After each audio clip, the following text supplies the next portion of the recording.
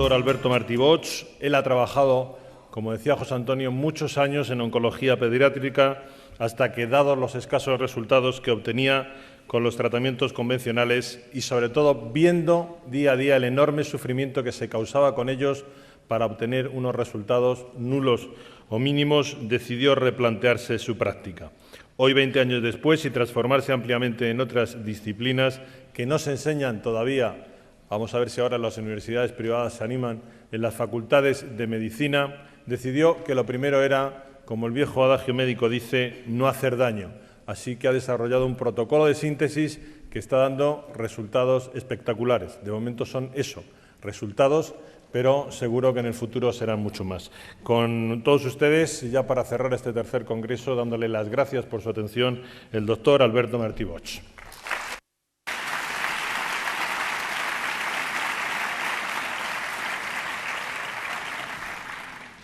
Gracias por su cálida acogida. Gracias, Antonio, por tu presentación.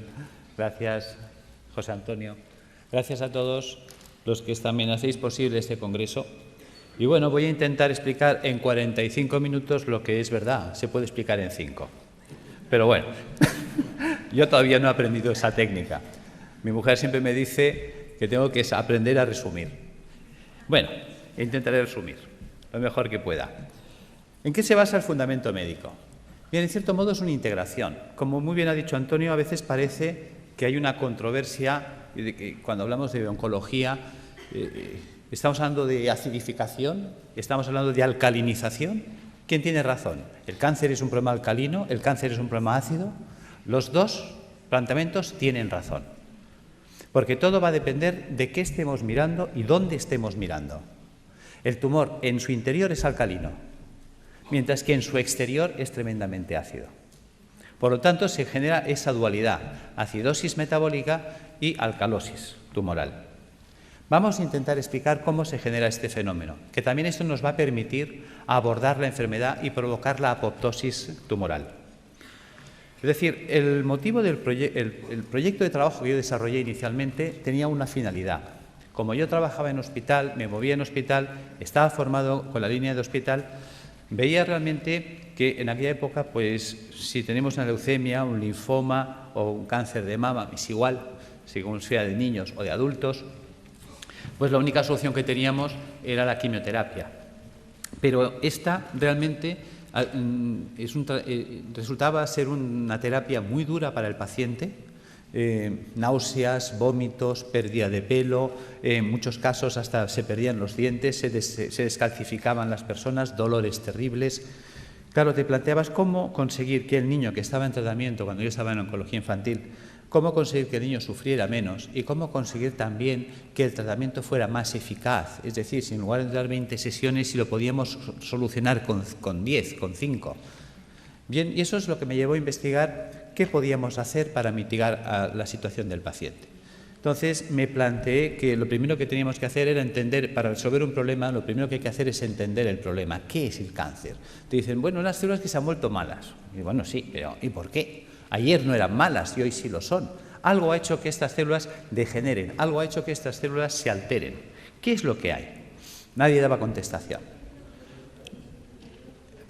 ¿Hay alguna...? ¿No se oye bien en la sala? Es que parece que había un comentario por el fondo. Bien, volvemos. Entonces, ¿qué es lo que qué es lo que puede hacer que la célula se vuelva mala? Bien. Pasa el tiempo, indagas, te mueves, estudias medicina ortomolecular, estudias fitoterapia, estudias homeopatía, estudias dietética y nutrición, que son cosas que en la facultad no nos enseñan. Tienes que marcharte fuera del país, porque aquí eso no se enseñaba.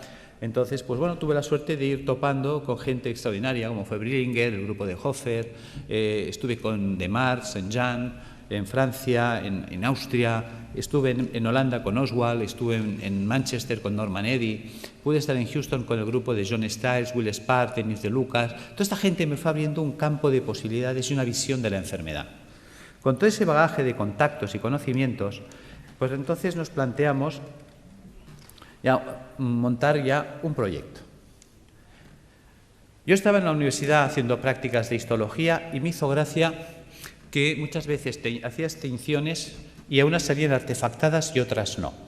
¿Qué es un artefacto? Un artefacto es cuando al hacer una tinción, y si esto es una célula, aparecen manchas alrededor de ellas. Te decían que lo habías teñido mal. Y en cambio otras salían perfectas, solo se teñía la célula y el entorno no. Bien, tú con la ignorancia de estudiante piensas que sí, que igual has hecho mal la tinción, pero un día cae en tus manos un libro. Y el doctor Pischinger es un hombre que es anatomopatólogo, es catedrático de la Facultad de Medicina en Viena, en Austria, y presenta una tesis doctoral cum laude que se presenta, creo que se publicó en el año 70, The Matrix and the Matrix Regulations. Yo este trabajo lo conozco a través del doctor Ovirne. Me intereso por ese libro, lo leo, y creo que este hombre nos abre las puertas a la comprensión de la enfermedad, no del cáncer, de todas. Este hombre nos plantea que la enfermedad empieza alrededor de la célula, no en la célula. Es el entorno celular el responsable de que la célula se altere. Bien por fallo renal, bien por fallo hepático, bien por fallo pulmonar o bien por fallo multisistémico, todos a la vez. El sistema básico, podríamos decir que consta de esto, de pulmón, hígado, riñón, sistema vascular arterial, sistema vascular venoso, sistema intersticial, célula. En este caso hemos puesto la piel, pero que sepáis que también puedo poner mucosa, es indistinto. Si os fijáis, de aquí para aquí piel y de aquí para adentro mucosa. Si ahora cortara el labio, tendría en un lado piel, otro mucosa y el sistema celular en medio. Luego entenderéis por qué explico este detalle. Bien, ¿qué ocurre? Resulta que el pulmón, el hígado y el riñón son filtros que como tales trabajan 24 horas al día desde que nacemos hasta que morimos. El corazón de una persona en reposo sabemos que mueve 5 litros de sangre por minuto. Luego, por cada uno de estos filtros pasarán, lógicamente, como mínimo 5 litros de sangre por minuto. Todo el mundo entiende que si esto es el filtro del aire de un automóvil, ponemos en marcha el automóvil y el aire pasa a través del filtro, el filtro se va a ensuciar. Y te dicen que cuando esté sucio, cuando tenga 5 o 10.000 kilómetros según el tipo de filtro, que lo cambies. Lo entendemos en un coche, pero no lo queremos entender en las personas. Vamos a reflexionar sobre este dato. 5 litros de sangre por minuto y una persona en reposo. Si cada minuto pasan 5 litros de sangre, ¿qué es lo que están filtrando estos señores? Los residuos metabólicos del sistema celular. De la sangre arterial es la que lleva oxígeno, azúcares, grasas, proteínas, minerales. ¿Para qué? Para nutrir al sistema celular. Hay que enviarle oxígeno, hay que enviarle grasas, hay que enviarle proteínas para que la célula se nutra, se oxigene, viva. Pero esta célula, cada vez que respira, cada vez que recibe oxígeno, ella genera un residual metabólico o basura, que es el CO2. Si yo le envío grasas, ella la va a usar y la va a metabolizar, y cuando esta grasa se degrada, la tira, que es el colesterol. Algo así cuando nosotros ponemos aceite de oliva en una sartén, freímos un huevo, freímos una chistorra y cuando el aceite está quemado lo tiramos. Pues el colesterol sería el aceite quemado, que este debe ser eliminado. Y si le enviamos proteínas, me devuelve ácido úrico. Son ejemplos sencillos. Sabemos que es mucho más compleja la bioquímica celular, pero nos vamos a centrar en 3 datos, en 3 valores fácilmente comprensibles. ¿Qué hay que hacer con estos residuos, esos excrementos celulares? También veréis por qué hablo de excremento, que se excreta. Pues tendrá que ir al sistema venoso y a través del sistema venoso alcanzar pulmón, hígado y riñón y ser eliminados. Fácil es entender que si la célula genera 3 bolsas de basura y eliminamos 3 bolsas de basura, no hay problema. Resulta que estos residuos son de carácter ácido. Ácidos grasos, ácido úrico, ácido carbónico. Bien, mientras el cuerpo sea capaz de hacer esto, no hay problema. Volvamos, rebobinemos. Hemos dicho que el corazón de una persona en reposo mueve 5 litros de sangre por minuto. Eso quiere decir que si en un minuto pasan 5 litros de sangre por el pulmón, el hígado y el riñón para ser filtrados, en 60 minutos pasarán el equivalente a 300 litros. 60 minutos es 1 hora, luego son 300 litros por hora, que no lo pensamos. Resulta que el día tiene 24 horas. Si en 1 hora hemos filtrado 300 litros, en 24 horas habremos filtrado el equivalente a 7.200 litros de sangre. Vamos a ser generosos y le vamos a asignar a la sangre densidad 1, como si fuera el agua, que es más densa. La sangre, ya lo sabemos. 1 litro, 1 kilo. Sabemos que 1 litro de agua pesa 1 kilo. Por lo tanto, 7.200 litros pesarán 7.200 kilos. Sabemos que cada 1.000 kilos es 1 tonelada. Luego estamos hablando del equivalente a un camión de 7 toneladas al día. ¿De qué tamaño es el pulmón? ¿De qué tamaño es el hígado? ¿De qué tamaño es el riñón? Son cosas que nunca nos planteamos ni nos preguntamos. Esto lo explicó Da Vinci. Da Vinci es un hombre que hace un trabajo de anatomía, estudia el cuerpo humano y aprovecha para comprender el cuerpo humano. Porque una de las preguntas que se hacía él era saber qué definía el cuerpo humano, dónde residía el equilibrio, la proporción del cuerpo humano. Y la encuentra en el puño. Por eso, desde entonces, los pintores hacen este gesto para pintar. El dedo sirve para establecer el punto de fuga y darle profundidad al plano. El puño es la proporción para trasladar al lienzo.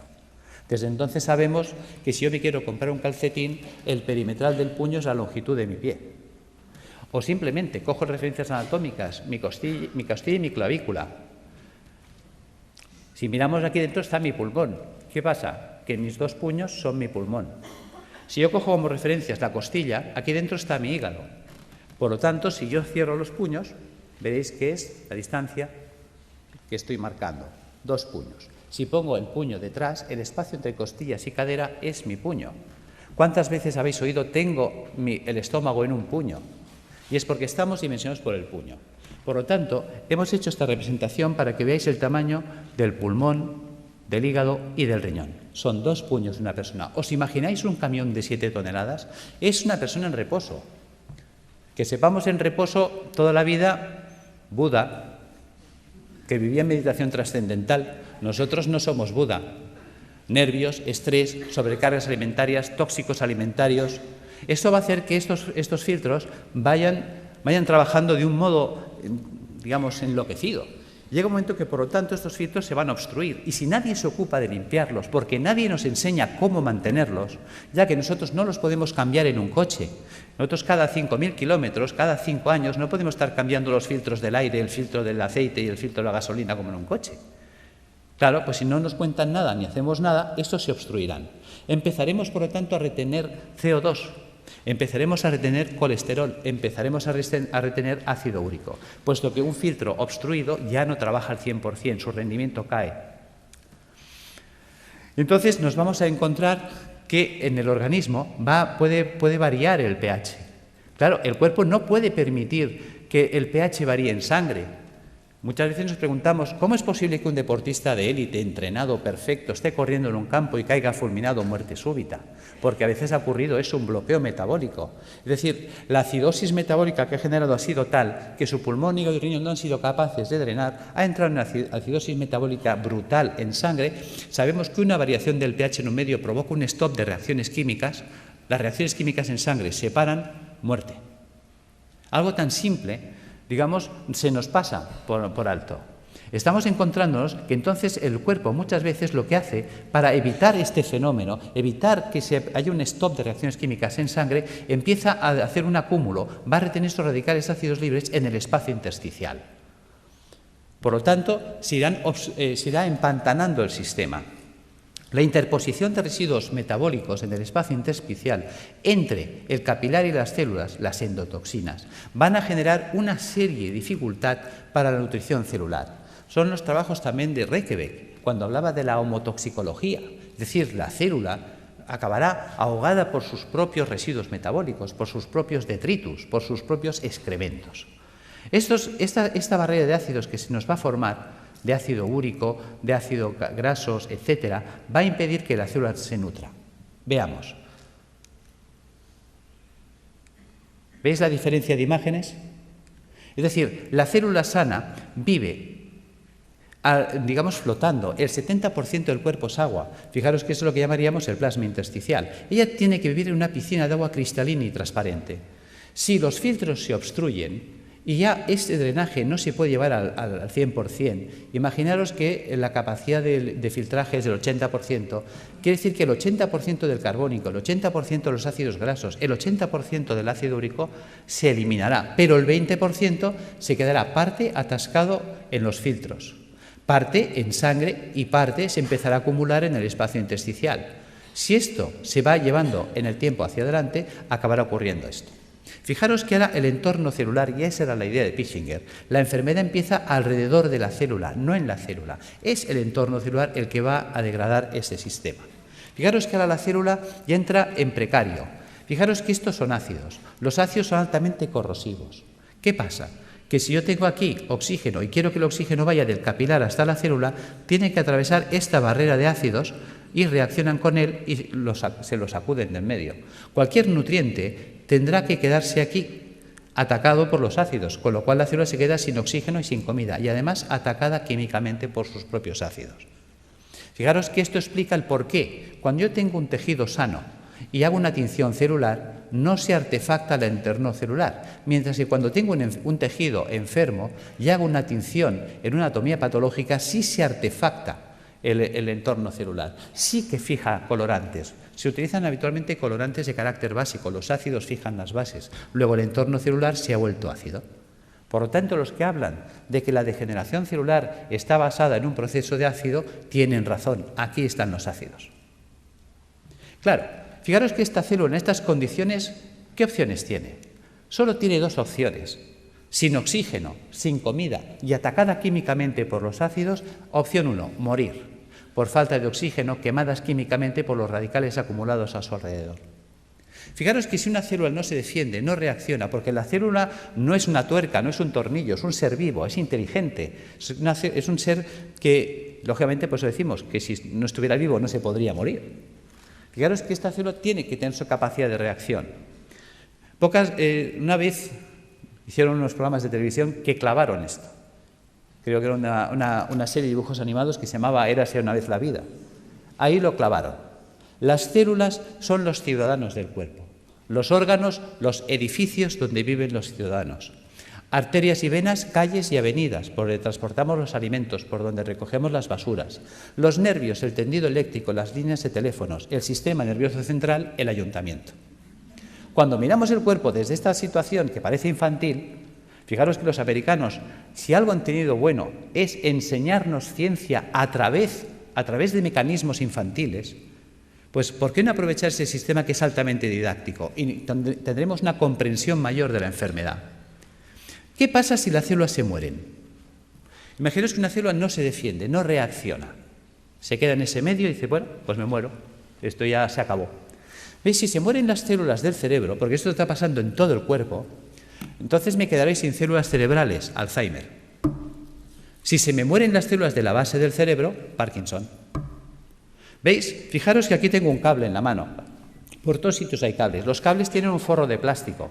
Los cables conducen los impulsos eléctricos que en estos momentos nos permiten la informática, la luz, todo. En el cuerpo los nervios conducen todos los impulsos eléctricos y electroquímicos. Pero están forrados de la vaina de mielina. La vaina de mielina sería el plástico. ¿Qué pasaría si yo echara un chorro de ácido sobre los plásticos, sobre los aislantes de los cables? Que el ácido haría una acción corrosiva sobre el plástico. El cable se cortocircuitaría, pero dejaría de conducir.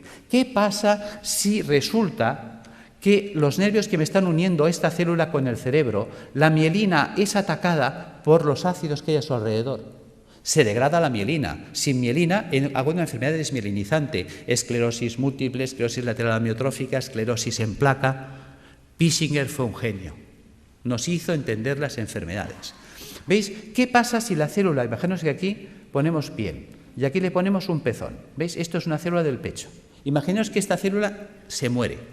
¿Veis? Un tejido con células muertas es un tejido fibroso. Hablaremos, por lo tanto, de fibromas. ¿Ves? Fibroma mamario, fibroma uterino, fibrosis prostática. ¿Ves? Que el fibroadenoma a nadie le preocupa. ¿Por qué a nadie le preocupa? Es un fibroma. Pues porque un fibroma son células muertas y las células muertas no matan. Fijaros cómo somos. Vemos el problema, pero no estamos siendo capaces de valorar la trascendencia del problema. ¿Ves? Mientras tanto, si se mueren las células del pulmón, amigo, fibrosis pulmonar, fibrosis hepática si se mueren las del hígado, fibrosis renal si se mueren las del riñón. Y fíjate que decimos fibrosis pulmonar de causa idiopática. ¿Y por qué hablamos de causa idiopática? Porque estamos acostumbrados a que si no hay bichito no hay causa. Entonces tiene que haber el bichito. Y si no encontramos la bacteria de turno, el hongo de turno o el virus de turno, entonces no sabemos por qué se ha fibrosado el pulmón. Y es tan sencillo como esto.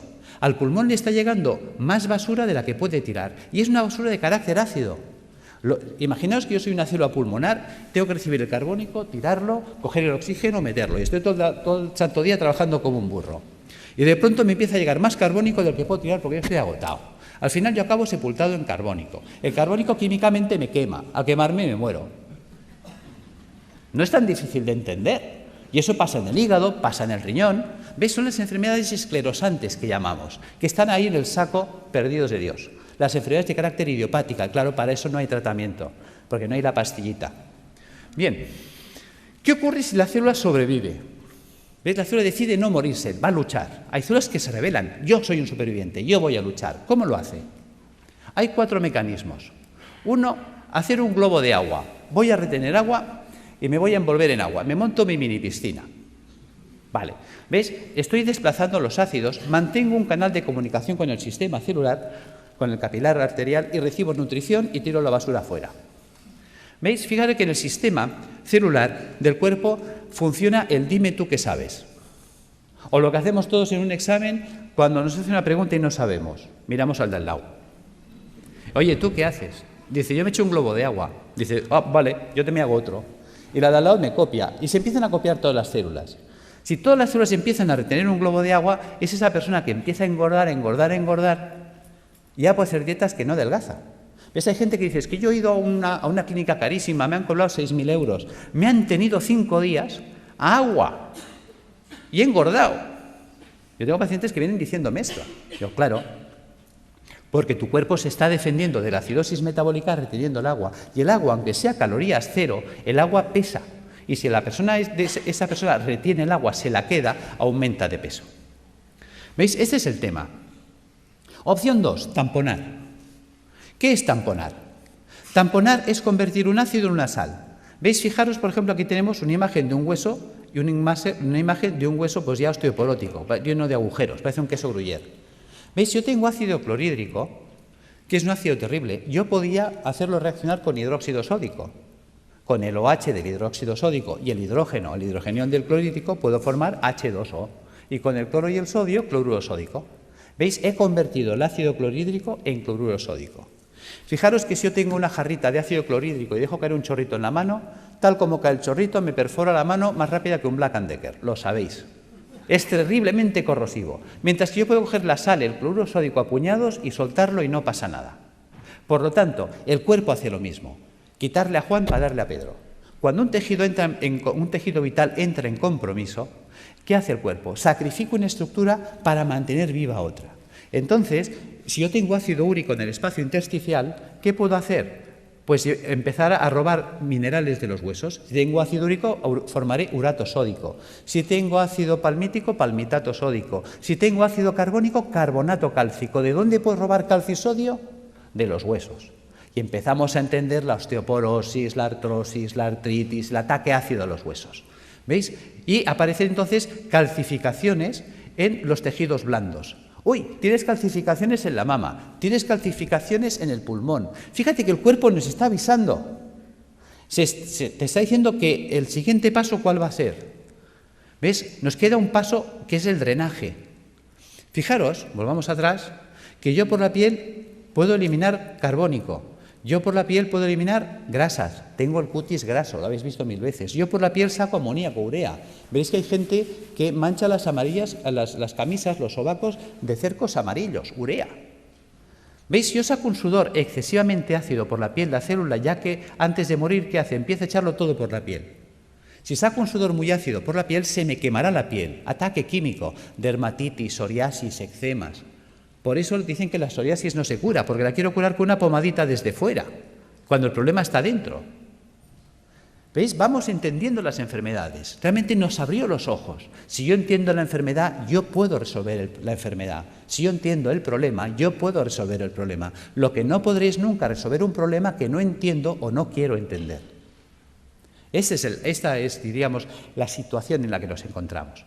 ¿Veis? Podemos hacer el drenaje hacia las mucosas, que decíamos antes. Si en lugar de drenar hacia la piel, dreno hacia las mucosas, pues entonces tendríamos un problema a nivel de mucosas, llagas de boca, llagas de esófago, llagas de estómago, colitis ulcerosa. Claro, la gente dice, oye, ¿qué es lo que y por qué hay gente que drena por la boca y otros drenan por el colon y otros drenan por el estómago u otros drenan por la piel? Porque el cuerpo, hemos dicho, que es como una ciudad donde el sistema nervioso central es el ayuntamiento. Ejemplo. ¿Veis? Creo que hubo una época en la que Madrid tenía un conflicto de basuras. Y entonces se reúne el Cabildo y decide montar pues un vertedero de las basuras de Madrid, creo que fue en San Sebastián de los Reyes. Pregunta, ¿qué ciudad se contaminó? Respuesta, San Sebastián de los Reyes. Claro, llega un momento que la gente de San Sebastián de los Reyes está hasta aquí de la basura de Madrid. Y dicen, oye, a ver, ¿qué hacemos?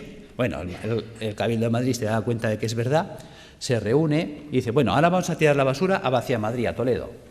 ¿Quién se va a contaminar ahora? ¿Veis? El cuerpo hace lo mismo. El sistema nervioso da órdenes y las células ejecutan las órdenes. Dicen, tira la basura por la boca. Pues el tío por la boca, pues llagas de boca. Oye, tíralas por el recto. Pues el tío ahí, colitis ulcerosa. Oye, tíralas por la piel. Pues mira, psoriasis. No las tires. Coge todo el calcio y todo el sodio que quieras del hueso. Pues mira, artrosis, osteoporosis. ¿Ves? Según la orden que da, la célula actúa. ¿Veis? Fijaros que esto es importante entenderlo, aunque sea en clave de cómics. Opción 4, mutar. ¿Qué es mutar? Lo que hoy nos acontece, el cáncer. ¿En qué consiste la mutación? ¿Veis? Célula sana que muta a célula tumoral. ¿Cómo vive la célula sana? La célula sana vive en un medio alcalino, vive con oxígeno, vive con poco sodio y vive utilizando proteínas levógiras giradas a la izquierda. ¿Qué ha pasado? Ha pasado que el medio se ha vuelto ácido. ¿Veis? La célula tumoral muta porque su entorno ya no es alcalino, se ha vuelto ácido. Se ha quedado sin oxígeno. ¿Qué opción le queda a esta célula sin oxígeno? Solo tiene dos opciones, o morir o mutar. ¿En qué consiste la mutación? ¿Veis? Sabéis que la célula para vivir necesita energía. La energía es el ATP. ¿De dónde saca el ATP? Bueno, pues creo que se ha hablado hoy del ciclo de Krebs. ¿Ves? En la mitocondria podemos obtener el ATP a través de la vía oxidativa, con oxígeno. Pero cuando una célula no tiene oxígeno, puede abrir una ruta alternativa que es la del pirúvico. Y entonces, a través de la glicólisis con el pirúvico, obtener ATP más ácido láctico más alcohol. Por eso, quien nos dice que en los tumores hay alcohol, se explica, porque es una ruta de fermentación ácida. Y esa ruta anaeróbica le permite seguir viviendo a la célula, que es un mecanismo de supervivencia, porque está en juego su vida. Y entonces ella, ¿qué hace? Empieza a cargar mucho sodio en su interior. ¿Veis? La célula normal, la célula sana, tiene potasio en el interior del citoplasma y sodio fuera. Se invierte, entra el sodio dentro de la célula a mansalva y el potasio sale, porque estamos usando un sistema inverso. ¿Veis? Ahora se explica cuando dicen es que los tumores son alcalinos. Claro, la célula tiene que ser muy alcalina en su interior para aguantar el ataque ácido exterior. ¿Entendéis que todos tienen razón? Si yo estoy mirando el interior tumoral, me encuentro con una alcalosis, mientras que si estoy mirando el exterior, me encuentro con acidosis. Esta es la explicación. Por lo tanto, vamos entrando en razón.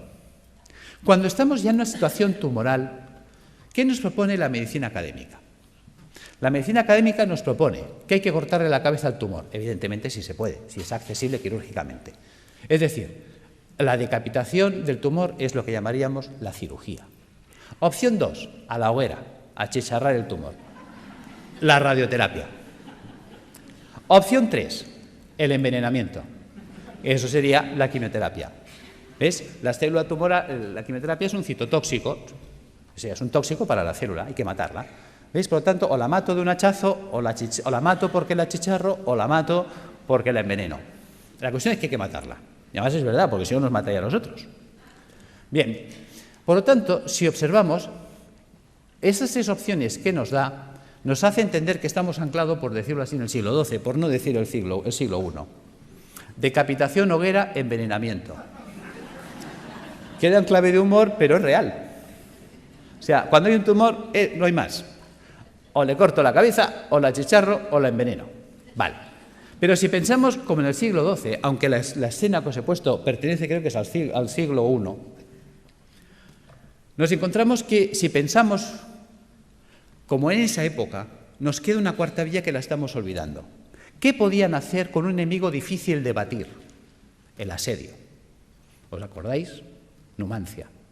Le quitamos el agua, le quitamos la comida, y sin agua, sin comida, esperar, que se muere solito. Bien, eso sería la apoptosis. ¿Cómo acorralar el tumor? Pues alcalinizando al paciente, puesto que el paciente ya que está muy ácido y el ácido me está desencadenando el problema, vamos a alcalinizarlo. Resulta que sabemos que el ácido tumoral para poder vivir necesita mucho sodio. Resulta que al paciente hipertenso le decimos come sin sal, al paciente cardiópata le decimos come sin sal, al paciente que está mal del riñón, al nefrópata le decimos come sin sal. Pues digamos al oncológico que coma sin sal, puesto que la célula tumoral necesita mucha sal para ser muy alcalina en su interior. Si le quito la sal, lo hago polvo. Luego, utilizar enzimas proteolíticos de acción selectiva. ¿Qué es un enzima proteolítico de acción selectiva? Una enzima que destruye proteínas, pero no todas. ¿Cuáles? Las dextro. Resulta que la célula tumoral, para vivir, ha tenido que desarrollar un tipo de proteína que es la dextro. Fijaros que en el cuerpo todos los aminoácidos son L-metionina, L-cisteína, L-arginina. ¿Por qué? Porque nuestras proteínas son levo, pero las proteínas levógiras son estables en un medio alcalino, en un medio ácido no son estables. Luego necesito una proteína estable en un medio ácido, la dextrógida. Vale, pero si yo pongo a circular enzimas proteolíticos de acción selectiva que destruyan a esa proteína, ¿ves? Ya le he quitado el sodio, le he quitado la comida, le quito los ácidos.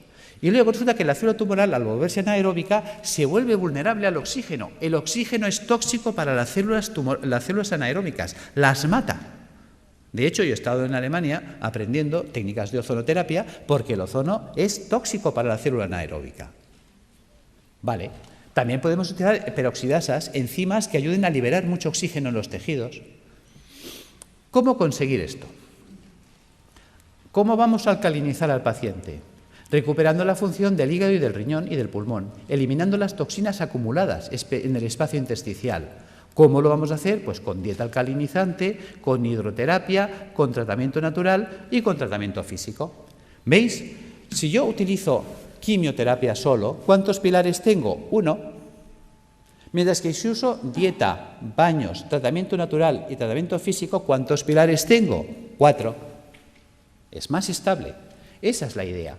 Que entendamos qué es la dieta, que nunca se nos habla de ella, qué es la hidroterapia, la gran olvidada. Hasta se me ha llegado a decir que esto no es científico. Y me lo han dicho médicos, esto de los balnearios, esto no es científico. Y resulta que existe en la Universidad Complutense una cátedra de hidroterapia médica, de hidrología médica. O sea, ni siquiera sabemos lo que tenemos en nuestras propias universidades. Y es de las mejores cátedras que hay en Europa. Cuando te mueves fuera, te hablan, oh, la doctora Bacaicoa. ¿Y tú quién es la doctora Bacaicoa? Hasta tienes que empezar a buscar y pues dices, san Dios, tengo que conocer a esta mujer.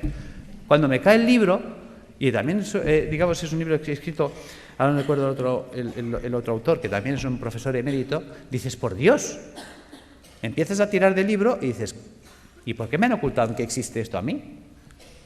Bien, seguimos. ¿Qué es esto de las plantas y qué es esto del tratamiento físico? Vamos a entrar ahí. ¿Por qué dieta? Muy importante. La dieta cárnica es acidificante de la orina. Si yo me como carne, mañana estoy haciendo pis de carácter ácido. Mientras que si yo como vegetariano, mañana estoy haciendo pis de carácter alcalino. ¿Qué quiere decir esto? Que la dieta vegetariana me alcaliniza. Vale. Por lo tanto, vamos a hacer dietas vegetarianas. ¿Veis? Un filtro sucio no es un filtro roto. Un filtro sucio se puede lavar. ¿Y con qué se lavan las cosas? Con agua. A veces es tan simple que no nos lo podemos creer. Resulta que el 95% de la fruta y la verdura es agua. Con la dieta vegetariana se lavan los filtros. ¿Veis? Ensalada, bistec y fruta. Quito el bistec. ¿Qué me queda? Ensalada y fruta. ¿Veis? ¿Os suena los viernes no comer carne? Claro que os suena. Que la gente dice, uy, eso es cosa de curas. Claro, y la palabra cura viene de curar. Mens sana in corpore sano.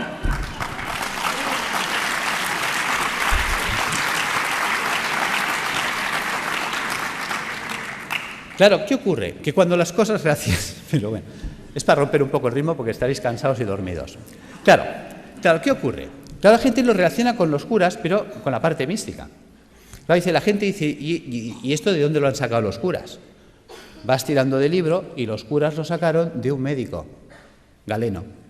¿Ves? Yo me acuerdo cuando empecé la carrera de medicina, fue la época que se rompieron los números clausus y entraron 3.000 personas a la universidad. Dijeron, ¡hala! Puertas abiertas, que entre todo el mundo y que sea un curso selectivo. Y estábamos 3.000 en primero de carrera. Y entonces había una asignatura opcional, optativa, que se llamaba Historia de la Medicina. ¿Sabéis cuántos se apuntaron a esa asignatura de los 3.000 que estábamos en primero? Nadie más. Con lo cual me fue genial, porque tuve un catedrático, clases particulares para mí solo. Y ese hombre, que fue el doctor Felipe Cid, al cual le tengo un recuerdo maravilloso, me dijo: te voy a citar una frase de Napoleón para empezar tu formación en historia de la medicina. Hay de aquel pueblo que olvida su historia porque está condenado a repetirla. Tenía razón. Y luego me citó otra frase de Oppenheimer. Decía: solo tiene futuro aquel que investiga en el pasado, porque investigando en el pasado se puede redescubrir el futuro. Tiene miga. No dijo descubrir, dijo redescubrir. ¿Veis? Nuestros abuelos nos decían: está todo inventado. Y era verdad. ¿Por qué me remito a Galeno? Galeno fue aquel médico que dijo: vale más prevenir que curar. ¿Cómo llega a esa conclusión Galeno? Porque Galeno fue el médico de los 3 nos. ¿Ves? En la época de Galeno te inscribías en la facultad, por decirlo así, el 15 de septiembre y el 30 de septiembre ya eras médico. Ya está. Y como la ignorancia es atrevida, ¡hala!, todos a ejercer. Claro, también hay que saber que en aquella época, con que supieras si el paciente hacía de vientre negro, ¡qué malo! Si hacía rojo, mira, a lo mejor puede ser un hemorroide, ¿no? Si vomitaba verde, tranquilo. Como vomitara rojo, aburem, ¿no? Y si se vomitaba negro, dalo por muerto. Ya está, ya eres médico. O sea, porque claro, no había nada. ¿Cuáles son los 3 grandes nos de Galeno? Él sale, se sienta, como hombre sabio que fue, y por eso nos acordamos de él, y dice: primer no sé medicina. Con lo que me han enseñado no sé nada. Segundo no tengo medicamentos, no existían, los inventó él. Tercer no, si no sé medicina y no tengo medicamentos, no puedo curar. Obvio. Claro, ¿qué hace Galeno? A Galeno le enseñan la medicina hipocrática. Hipócrates había dicho otra cosa. Hipócrates dijo: que tus alimentos sean tus medicamentos, que tus medicamentos sean tus alimentos. Y se queda tan pancho. ¿Por qué dice esto? Porque él observa cosas curiosas. En aquella época la gente vivía muy asilvestrada, todos vivíamos en el campo, muy silvestres, y encima vivíamos con vacas y ovejas, y realmente el ser humano tiende a copiar y a hacer lo que hacen los demás animales. ¿Ves? Que además es curioso, tiene relación con la historia de la medicina y la historia del medicamento. ¿Veis? Fíjate que un vaquero, o sea, un señor que cuidaba vacas en Escocia, creo que fue, le contó a un veterinario que había observado, que le llamaba la atención desde pequeño, que cada vez que una vaca le salía un tumor o un bulto en la mama, en las ubres, pues que dejaba de comer pasto normal y se iba a buscar una planta que nunca la comía, que nadie la quería. O sea, tú se la ofrecías y te la escupía. Pero cuando tenía un tumor o un bulto en las ubres, iba como loca a buscarla. ¿Y qué iba a buscar esa vaca? Vinca, la vinca per vinca. Resulta que el veterinario no deja en saco roto el comentario del pastor, sino que coge esa planta y se la lleva a la universidad y la analizan. Y se dan cuenta que es verdad, que en la vinca existe un principio activo antitumoral. De ahí salió la vincristina. ¿Os suena? ¿Veis? La historia del medicamento viene de las plantas. Pues lo mismo hizo Galeno. Galeno se da cuenta de que Hipócrates hablaba de que los pacientes que se ponían amarillos, es decir, el hígado, empezaban a comer como locos alcachofas, se veían alcachofas. Entonces, muchos mejoraban si comían muchas alcachofas. ¿Cuál era el problema? Que había que comer 60 alcachofas al día. Se establece un concepto de dosis. Claro, a ver quién es el guapo que desayuna, come, merienda y cena 60 alcachofas al día y durante un año. O sea, cuando le recomendabas a un paciente que hiciera eso, o que si estaba mal del riñón se comiera 60 cebollas, pues cogían el cesto, se iban a ver a Hipócrates y decían: mira, tío, que lo dejo, que me da igual, que yo me muero. Segundo problema que había: pues si se acababa la temporada de alcachofas, ¿qué hacemos? Pues a Galeno se le enciende la bombilla. Galeno se da cuenta que la planta seca conserva lo que él llamaba el espíritu curativo de la planta, que es lo que conocemos como principio activo, y que la planta seca quedaba reducida al 5%, que esa planta seca se podía hacer polvo, se podía poner en un cilindro y con un pistón se podía machacar. Y la podía comprimir. Acaba de inventar el comprimido. Y en un comprimidor le atizaba 10 alcachofas, con lo cual si te daba 2 comprimidos de desayuno, comida y cena, eso funcionaba.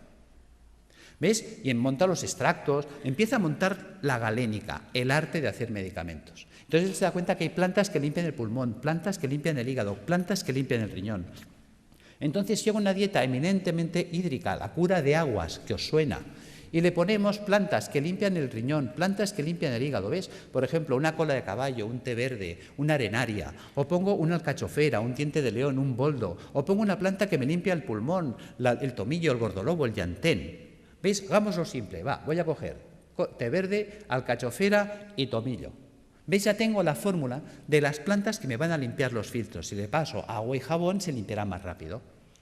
Claro, si encima le cojo los trabajos de Demetrier con los oligoelementos, me meto en los trabajos de eminentes investigadores en el mundo de la ortomolecular, vitaminas, enzimas, las acciones que tienen, vamos a mejorar la actividad y la funcionalidad de estos órganos, con lo cual el drenaje de los ácidos se va a activar. Me voy a remitir también a Galeno. Galeno se da cuenta de la importancia de los baños termales. Fijaros que en aquella época habían las termas romanas. ¿Ves? Galeno establece un sistema de dieta a la gente que venía a su consulta. ¿Ves? En las casas romanas, en los domus, había el vomitorio. La gente se levantaba, comía y se iba a vomitar para seguir comiendo, hasta que reventaban. Y cuando llegaban a Galeno, él en sus textos lo decía. El paciente me llega gordo, seboso, sudoroso, con un sudor repelente, un fétor vomitivo y unas deposiciones putrefactas. Decía, está podrido por dentro.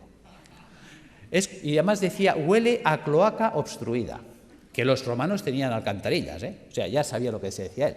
Fijaros, por lo tanto, decía, hay que desatascar la cloaca, es decir, todo el tubo digestivo. Entonces, él, por un lado, se da cuenta de la función del agua. ¿Cómo funciona el agua? El agua termal nos vamos entendiendo ya por qué funciona. ¿Veis? Las aguas termales son aguas calientes. Por lo tanto, si yo me sumerjo en agua caliente, ¿qué pasará con los poros de mi cuerpo? Se van a dilatar. Sabemos que el agua de los balnearios son aguas minerales. ¿Qué minerales tienen? Cloruro sódico, cloruro magnésico, cloruro potásico y así. A una concentración salina no menor de 20 gramos de sal por litro de agua. Resulta que el agua de nuestro cuerpo tiene 9,4 gramos de sal por litro de agua. Claro, se va a generar un gradiente de ósmosis. Los líquidos van de donde hay menos a donde hay más. Cuando yo me sumerjo en una bañera con agua caliente y salada, ¿veis? Fijaros que aquí en medio todos tenemos una vena gorda, que podríamos llamar que es la alcantarilla, donde van todos los residuos celulares. Pero si yo abro los poros y con la sal tiro para afuera, estoy sacando de mi cuerpo ácido carbónico, ácidos grasos, ácido úrico. O sea, realmente el baño termal es una diálisis percutánea, es un riñón, es un pulmón, es un hígado artificial de alto rendimiento y de bajo coste. Con el tiempo, lo que era del pueblo, porque fijaros que era la época de la res pública, la cosa pública, la época romana en la que vivía Galeno, por lo tanto eran los baños públicos, las termas romanas, con el tiempo los baños pasaron a la aristocracia. Vale. Pero como todo se recicla, con el tiempo el baño que estuvo en la aristocracia volvió al pueblo. Y volvió simplemente por un tema de avaricia. Fijaros que un balneario pues vale, por ejemplo, uno baratito, hoy en día vale 120 euros al día. Quiere decir que un tratamiento de 30 días nos costaría 3.600 euros y estabilizar a un paciente oncológico 10 meses, 36.000 euros. ¿Quién se puede pagar esto? Un rico. ¿Pero qué es un rico? Pensemos. Y no me digáis que es un tío con pasta porque es falso. Sabiduría popular. El padre obrero, el hijo caballero, el nieto pordiosero. Es decir, hay el que hace el dinero, hay el que se lo ventila y la familia venida menos. ¿Veis? Un rico no es eso, no es un señor con pasta. Un rico es un señor que siempre está pensando cómo tener las cosas sin pagar, que por eso es rico. Porque gana y no gasta. ¿Ves? El rico iba al balneario y dice, a ver, ¿qué tiene el balneario que cura tanto? Dice que las aguas son termales. Dice, Pepe, pon un termo en mi casa. ¿Ves? Si yo caliento, lo hago en un termo, el agua que sale del termo es termal. ¿Qué más necesito? Dice, es que esto, una bañera. Pues Pepe, pon una bañera. ¿Qué más pasa? Oh, es que el agua son minerales. Jacinto, tú que eres químico. A ver, ¿qué tiene el agua que cura tanto? Jacinto que analiza y dice, es que el agua tiene minerales. ¿Cuáles? Cloruro sódico, cloruro magnésico, cloruro potásico. Joder, esto es sal de cocina, ¿no? Sí, pues échale sal al baño. ¿Cuántas veces habéis oído sales de baño? Pero ¿cuántas veces os habéis preguntado por qué hay que echarle sal al baño? ¿Cuánta sal tengo? Uy, perdón. ¿Cuánta sal tengo que echar al baño? ¿Para qué tengo que echar al baño? ¿Ves? Nunca nos preguntamos. Somos poco curiosos. Resulta que Jacinto, que era químico, le dice, es que tiene 20 gramos de sal por litro de agua. Claro, el tío que está acostumbrado a hacer números dice, pues que me haga una bañera que llenada hasta la mitad cubique 100 litros. Las bañeras estándar de casa, llenadas hasta la mitad, cubican 100 litros de agua. Dice, ¿y eso? ¿Y por qué hasta la mitad? Hombre, hasta la mitad, porque por el principio de Arquímedes, cuando yo me meto en la bañera, el nivel del agua sube. Y o dejo un espacio o a fregar. Bien. ¿Por qué 100 litros? ¿Cómo sé que en mi bañera tengo 20 gramos de sal por litro de agua? Echando 2 kilos de sal. ¿Ves? 2 kilos son 2.000 gramos. 2.000 gramos en 100, tacho 2 ceros. Tacho 2 ceros, 20:1. Ya tengo la concentración salina. ¿Qué vale 1 kilo de sal? El otro día lo compré en el Capravo, mientras no suban el IVA, a 15 céntimos el kilo. Luego 2 kilos, 30 céntimos. 30 céntimos por 30 días, 9 euros. Y en casa. Yo tengo pacientes que me llegan desesperados, y no por falta de razón. Me dicen, estoy en insuficiencia renal crónica desde hace 10 años. Ya ha entrado en lista de trasplante, no aparece el trasplante y vienen hechos una pena, pobrecitos. La diálisis ya no da de sí y como no aparezca un riñón en 6 meses, yo no salgo adelante. Simplemente por decirle, ponte en la bañera con 2 kilos de sal cada día, a los 15 días ese hombre está alucinado de cómo tiene sus análisis, porque está haciendo una diálisis diaria. Está sacando ácido úrico por los poros, por ósmosis. Ósmosis percutánea. No pensamos el poder de la bañera. Ahora la gente está quitando las bañeras y abriendo los balnearios.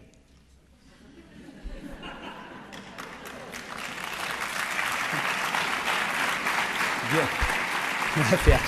Seguimos. Ya entendemos para qué la bañera, ya entendemos para qué una dieta hídrica. Hay mucha gente que me dice, Alberto, ¿hay que ser entonces vegetariano? No, tampoco. Y a ver, cuéntame esto, si me dices que la dieta vegetariana es buena. Bueno, es que una cosa es que la dieta vegetariana sea buena y otra cosa es que tengamos que ser vegetarianos. ¿Ves? Una vaca es vegetariana. ¿Por qué? Ella solo come vegetales. ¿Por qué? Porque puede. La vaca tiene 4 estómagos, panza, bonete, librillo y cuajar. La vaca puede hacer 4 digestiones al mundo vegetal. Por eso la vaca consigue el 100% de los nutrientes del mundo vegetal. ¿Cuántos estómagos tenemos nosotros? Nosotros tenemos un estómago. No podemos ser vaca. Nos falta tecnología digestiva. Es así de sencillo. ¿Ves? Hay gente que dice que yo sí, puede sobrevivir, porque el cuerpo está adaptado a sobrevivir, pero no a vivir. ¿Ves? Hay herbívoros, hay omnívoros y hay carnívoros. Nosotros somos omnívoros.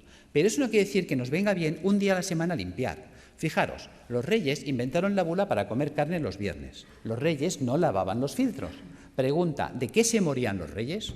Los reyes se morían de gota, de ácido úrico. ¿Ves? Los ácidos son los que nos matan. Si a mí se me tapa el riñón, yo no podré eliminar el ácido úrico. El ácido úrico me va a corroer los huesos, un dolor terrible, y me va a corroer el sistema arterial por dentro y venoso. Al final me muero de una hemorragia urémica. Fijaros, perforación de las arterias, muerte. Si a mí se me tapa el hígado, no podré eliminar el colesterol. Si no puedo eliminar el colesterol, se me acumulan las arterias, se taponan, infarto, muerto. Si a mí se me tapa el pulmón, no podré eliminar el CO2. El CO2 se me acumula, ya sabéis, es citotóxico, muerto. Los ácidos nos matan. Tan sencillo como esto. Entonces, si añadimos esto a la dieta hiposódica, que ¿cómo afecta esta dieta a la célula tumoral? La célula tumoral necesita mucho sodio para alcalinizar su citoplasma y poder así contrarrestar el ataque ácido externo. Si se queda sin sodio, no puede hacerlo. Y entonces el propio ataque ácido también la puede matar. ¿Cómo matar de hambre a la célula tumoral? Utilizando enzimas proteolíticos de acción selectiva que destruyen solo proteínas extrógenas.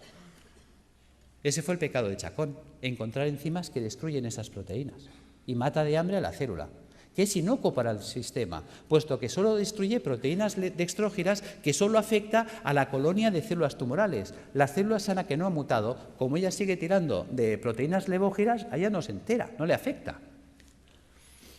¿Cómo hiperoxigenar los tejidos?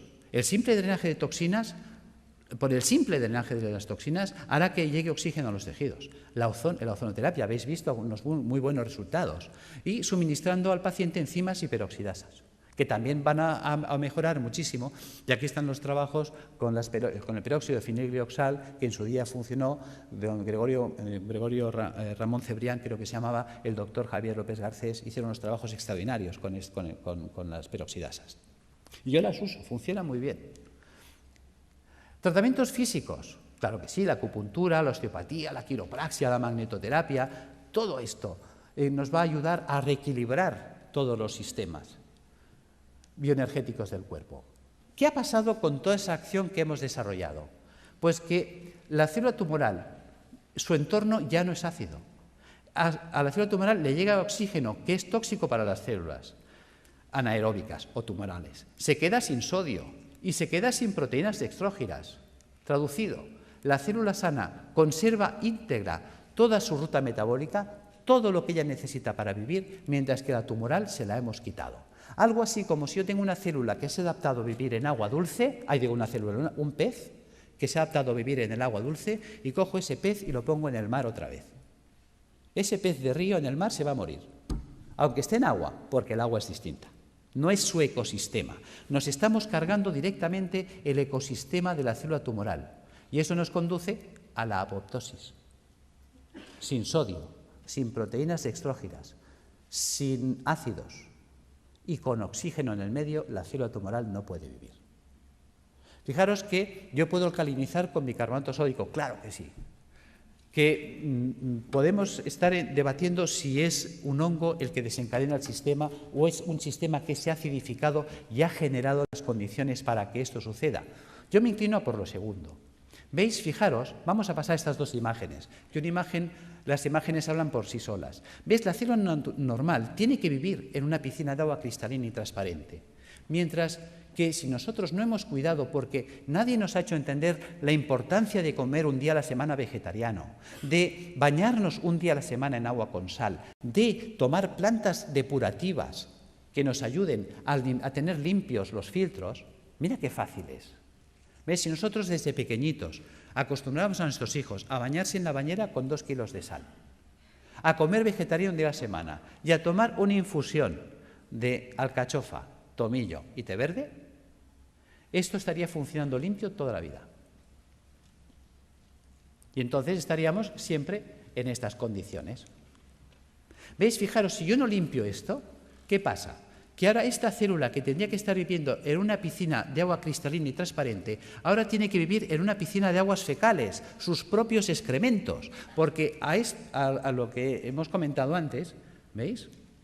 A esto, al ácido carbónico, al ácido graso y al ácido úrico le podríamos llamar el excremento celular. ¿Por qué le llamamos excremento celular? Vamos a ver. Si nosotros comemos, ¿qué hacemos? Caca. Y si nosotros bebemos, ¿qué hacemos? Pis.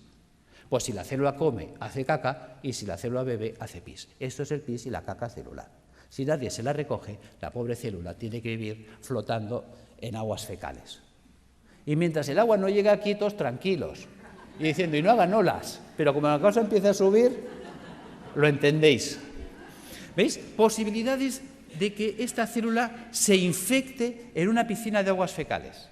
Es como si tú tienes un hijo y tienes 2 piscinas, una de agua limpia, cristalina, transparente y tratada y una fosa séptica llena de aguas fecales. Y le dices al niño, hola niño, haz aquí 4 piscinas en la fosa séptica. Se te muere el niño. Lo entendemos en ese ejemplo y no lo queremos entender aquí. Es algo tan gráfico como lo explicó Pischinger, es algo tan genial que dices, Dios mío, y tan simple de poder llevar al paciente a estas condiciones, que las cosas van a ir mucho mejor. Fijaros que todo vale incluso. Ya sé que José Antonio hasta me puede tirar el zapato, porque claro, cuando empezó mi trabajo, ¿cuál era el problema? Mi problema era que yo... Uy, perdón, ¿qué he hecho? Perdón.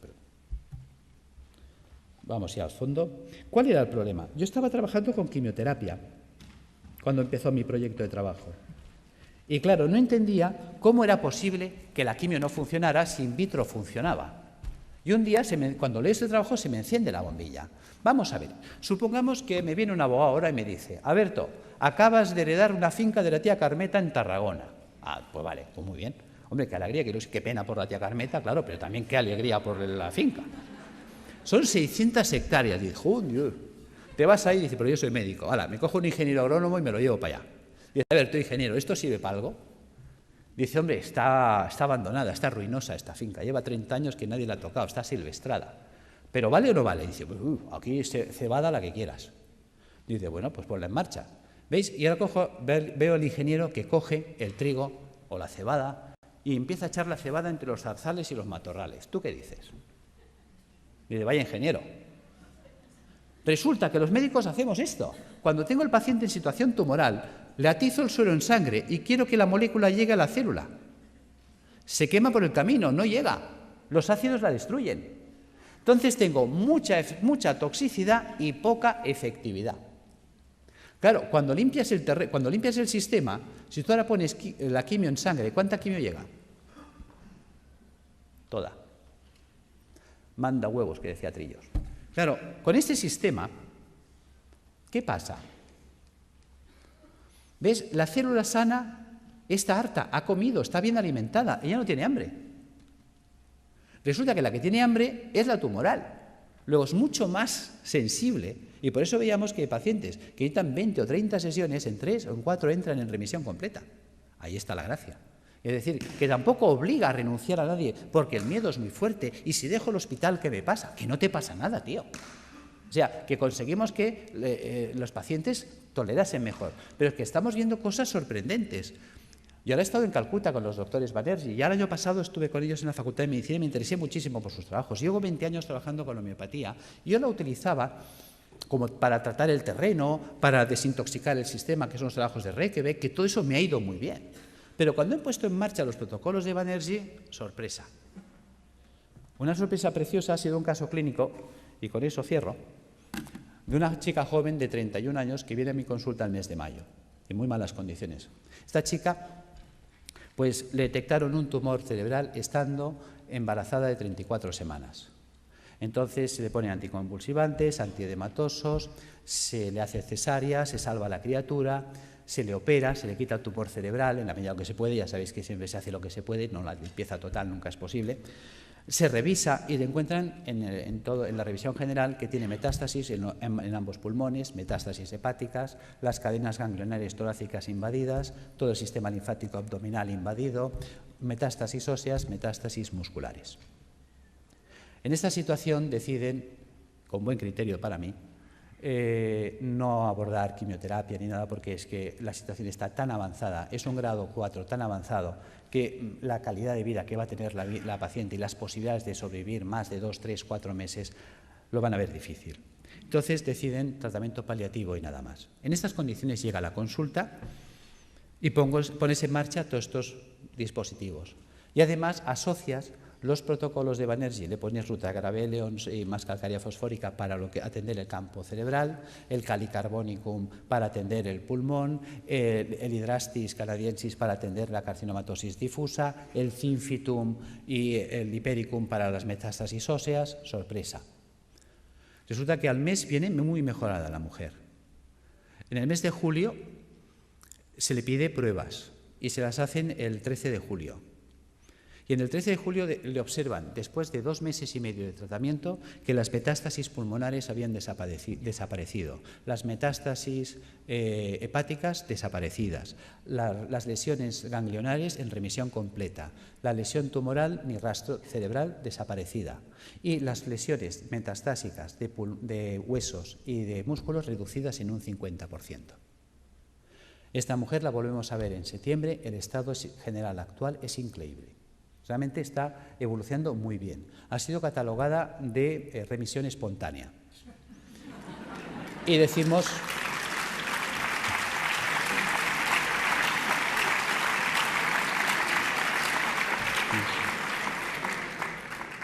Y es verdad, está respondiendo espontáneamente porque se está produciendo una apoptosis. Pero se está produciendo la apoptosis porque la paciente está haciendo lo correcto. Ha cogido un camino que le funciona. Hay veces que gente me dice, Alberto, ¿tú curas cánceres? No. Pero sí que damos un manual de instrucciones que permiten que el cuerpo se coloque en condiciones tales que entonces el cuerpo sí puede curarse a sí mismo. En fin, espero no haber sido pesado. Gracias.